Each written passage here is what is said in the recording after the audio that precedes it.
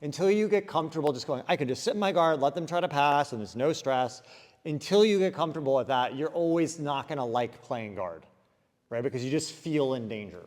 If I can ever get one of my feet in between me and him, I can always get my guard back. I can always come right back to being in front of him. That's not true for other things. Like if I have a knee shield, it can be useful to defend, but I can kind of push him away. He keeps coming into me and we're kind of stuck here. I can't fully get out. As soon as my foot comes in between us, and whichever way it does, it could come like over and around, it could come inside, it could become a butterfly hook, but if I get our foot in between us, it always realigns my hip right back to the front. Even if I'm in like a weird north-south scramble like this, if my foot comes up, you see it pulls me right back to the front. Without memorizing a million things, you just understand if you could just get one of your feet in between you guys, you'll get your guard back. Once your hip is back to the front, it's a lot easier to maintain distance because I can push him away with my legs, right? It's hard to maintain distance. If my feet are aligned wrong and he's coming at me, I can use my arms, but I can't really get away well here, right?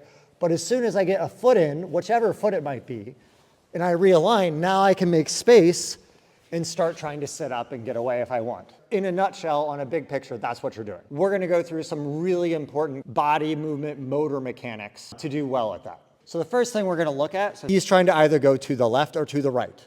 Okay, we'll talk about if they trap the leg later. So if he starts to go this way, I wanna put my foot in the way. So one thing that happens though is that sometimes requires a lot of mobility. You see, I have to use my hip to do this, right? So one of the most easy things you can do is turn on the side of your hip. Okay, so hip angle will massively affect where my feet can go. Because when I'm on my side, my feet naturally track left and right. That's the direction he's going. When I'm flat, a lot of people play flat all the time like this, and that can be okay sometimes. But when I'm here, if he goes around, I have to use my mobility to do this, and that's a lot harder. Whichever way our opponent's going, if he starts walking this way, I just want to turn my hip to face that way. You see that? And now I can use my foot, the bottom leg or the top leg. Just grab something and pull yourself back to the center. Okay, if he goes this way, I can use my foot there. See, I just use the leg, whatever I can get. You guys are used to always being in your guard, being like this. This will feel a little bit different. But you see what I do is I kind of hop on my side here. This is up, and I might even use this elbow on the floor a little bit for support, right? Like this, right? Boom. I can jump to the other side. Person on top just starts going one way, swivel your hip to that side, and then just feel how much easier it is to use one of your feet to realign. One thing I always want to avoid is having two shoulders on the mat. This is another simple rule that'll just help you a lot. If you have two shoulders, it's hard to move. If you imagine like spinning a top, it has one point of contact. You can't spin a book because it's flat, right? So you want to be more like a top, less like a book. Now, if I'm centered, I could be crunched, so it's just my low back on the floor. If I'm on my side, it's just like the kind of side of my pelvis here, like this, right? But anytime you have two shoulders on the mat, you're going to be kind of flat, right? So sometimes what I can do is I can use this back elbow a little bit like this, right? That's a little bit more of an advanced concept. So to keep it easy for now, what I want you to do is you're going to open this elbow high, like that, and I have this arm kind of up, ready to frame, push, whatever, okay? But this gives me a little bit of support because when I'm here, I can almost fall over, right? And what I see is a lot of people here, they're so stuck in this center position. When I say go side tilt, they're keeping the shoulders flat, but they're still kind of flat. You really get on your side when that shoulder comes up, you see? So now here, I'm like ready to sit up if I need. In fact, maybe that's a good way to learn it is you could do a technical stand-up to start and then just rewind it back to the side of the hip. You see? And you see I open this up for balance, my hand's here ready, but see now I can grab with either foot. You see that? And then that makes it easy to draw you around. This is the stuff that like you guys can train forever and like learn all these cool fancy attacks and stuff. And then you always just feel like, man, sometimes a scrappy like wrestler white belt will just come in and pass you because he's just scrappy. And it just happens because these little core mechanics are off. Until you get comfortable just going, I can just sit in my guard, let them try to pass, and there's no stress. Until you get comfortable with that, you're always not gonna like playing guard, right? Because you just feel in danger, okay?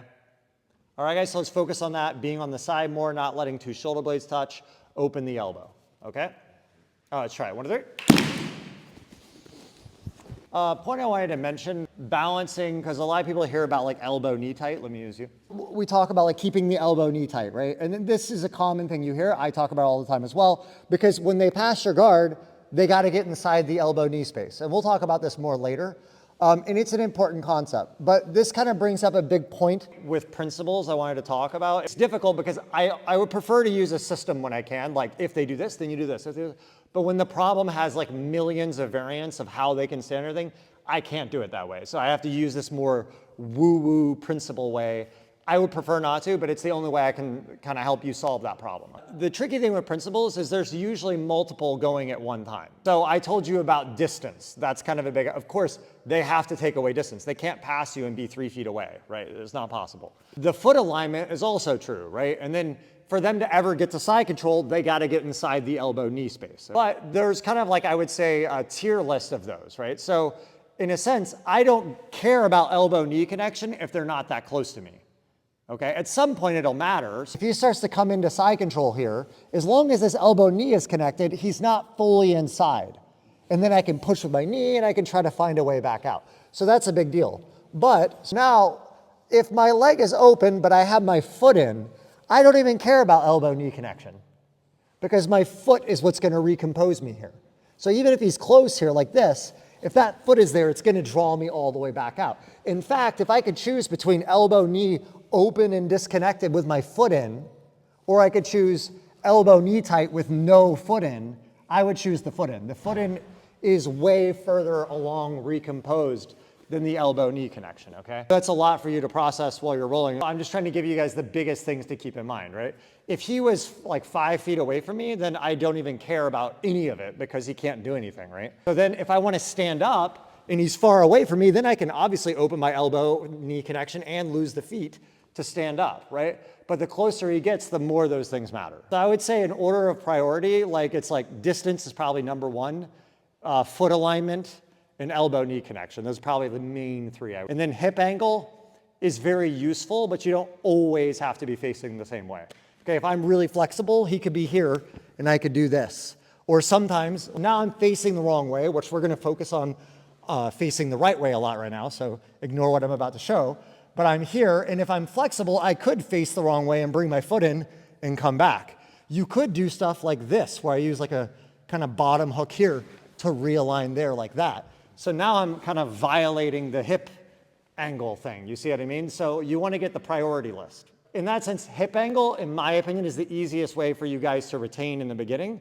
But sometimes if you're more advanced, you can be facing the wrong way. As long as you get your foot in, you'll get your guard back.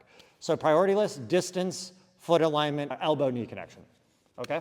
So let's go back to the hip alignment. So now I'm gonna discuss proper foot placement to realign back to your guard when you get out of position. But I quickly wanted to mention, if you're enjoying this class, I have an entire guard retention course on my website, mavericksjj.com. It breaks down these principles and more. It also gives breakdowns and systems for defending against each different type of guard pass. In addition, it's chaptered and well organized, so it's easy to constantly refer back to whenever you have a problem in training. I put a discount code and a link in the description for 30% off if that's something you're interested in. Now back to the class. Now, my main way of realigning is using his body, right?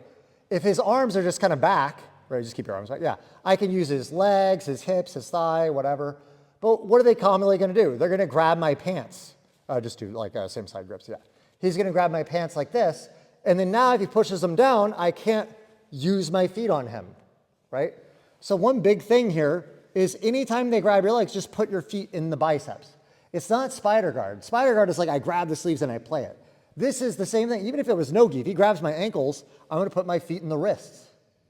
Okay? So if he grabs the pants, just put your feet towards the biceps. If he grabs your ankles, just put your feet towards the wrist. And see, as long as he holds that attachment, I can use it in the same way I use like pushing on his leg, you see? So if he has no arms, like back, right, here, right, then I can just use the legs, right? Boom, I can go back, no problem. But of course, he's gonna get annoyed with that and he's gonna start grabbing your legs. So then I use the feet in the bicep. You see how that works? Make sense? Okay, so hip angle is gonna help a lot. Feet placement's what's gonna realign you. If he starts trying to push the feet out of the way, immediately go to the biceps. Or if he grabs the ankles and you can't go to the biceps, go to the wrists. Now what's gonna happen, we're gonna be here, and then ideally we want to be like not two shoulders on the mat, either centered or slightly facing him like this. But sometimes just somehow he's going to get a little bit too far to this side. So just stand perfect right there. So you see, now I'm kind of at a bad angle. Okay. Now I want to be refacing him. A lot of people's way of dealing with this is to just roll over to the other side. The hard thing is that's kind of slow.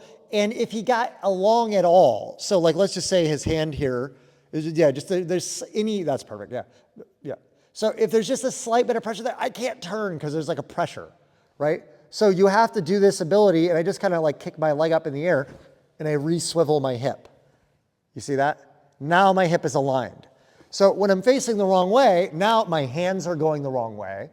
My legs have to do a lot more work, right? Just that little realignment now allows me to start fighting. Now, even if I missed the feet and he came in, at least my arms are fighting and I can start pushing and doing stuff to try to get in. The big thing with this is a lot of people in the beginning, you get stuck with your legs out a lot like this.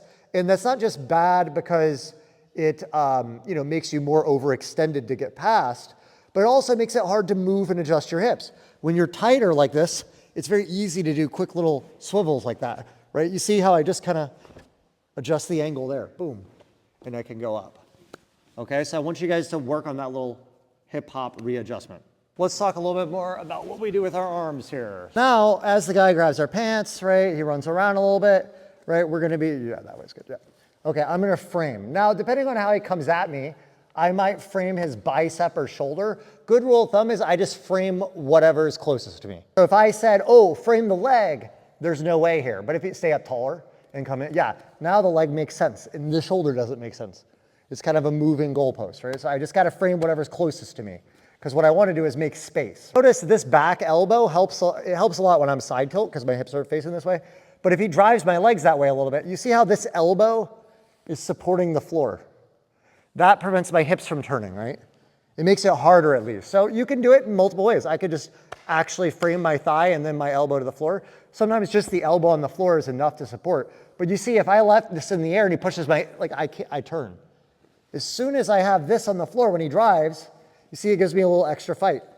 Now I push away with the arm, I can feed my foot, or either foot really, to the bicep, and then I can start realigning. Another point here with the arms, the inside arm is usually going to be framing them. The far arm is going to usually be like on the floor or something, helping support my hip. But the inside arm that frames is also critical for realigning. So let's say we're here. Just this alone pivots me. Because when you say, like I talked about, with less of you on the mat, you can slide. If I'm a book, I can't move, right? But when I'm here like this, you see, I just realign without even having to use my feet. Now, the arms and legs work together, so if he's got the pants, and I couldn't quite get the foot in the bicep, still this bicep, see, it helps me align a bit, right?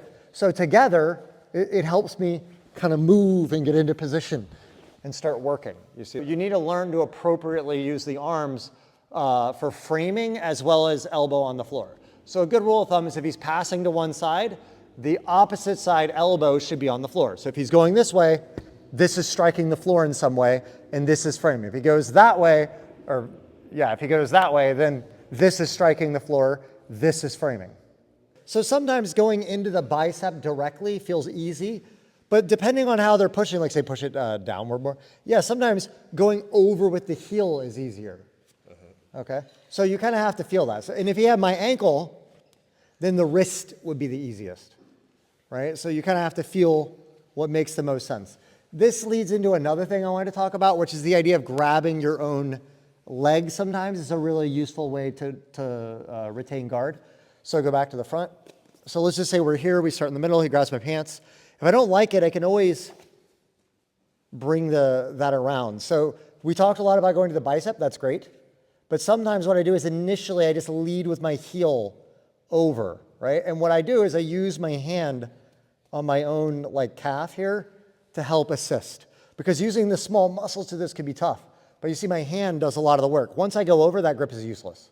You see, and I can start moving there. Boom. So you guys can play with that, right? Notice too, whenever I'm in the center, you see how like I'm in the center, but I don't know if you guys notice my left shoulder is still up a little bit, right?